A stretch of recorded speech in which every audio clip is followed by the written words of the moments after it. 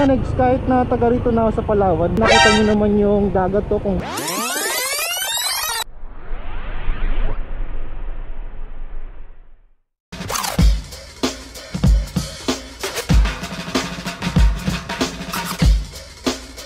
what's up mga next, Nigger Moto muling nagbabalik. So for today's vlog papunta tayo nga sa tawag dito Tagkawayan Beach.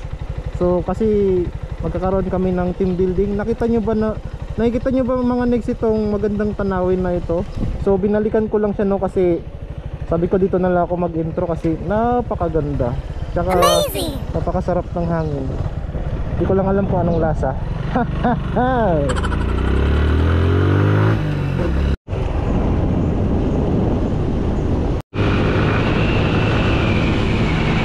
Ayun mga next, kung napanood nyo sa previous vlog natin ng mga next, yung sunset sa Nagtabon, ngayon ipapakita ko na naman sa inyo yung Tagkawayan Beach. Nakita nyo ba mga next yung dagat na yan, napakaganda.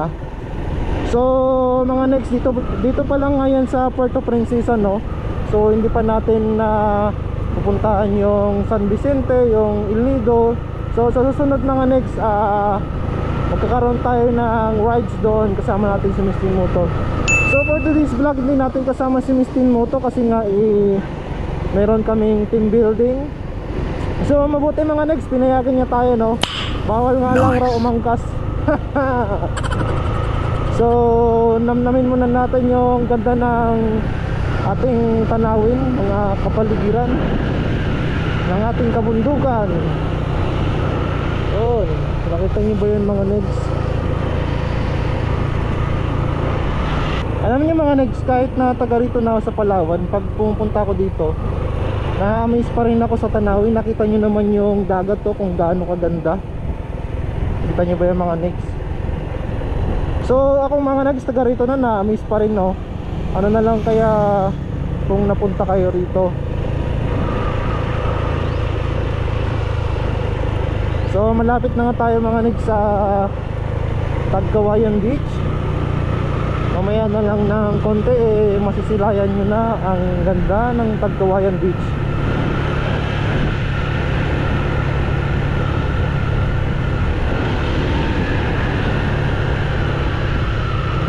Nakikita nyo ba yan yung mga bundok na yan oh? O diba?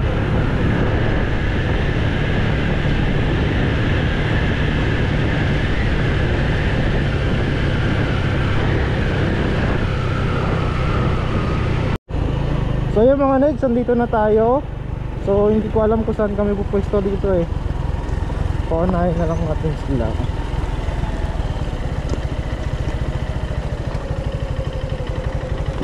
Tingnan nyo yung ampas ng alon mga negs oh. Dagat na naman tayo. Negro na naman, negro. Yung mga negs oh, welcome to Tagkawayan Beach.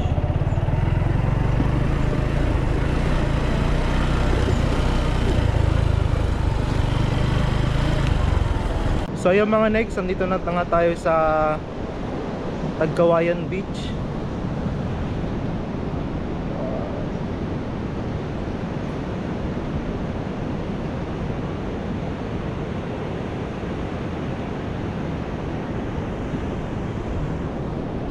O diba? Nakita nyo kung gaano kaganda.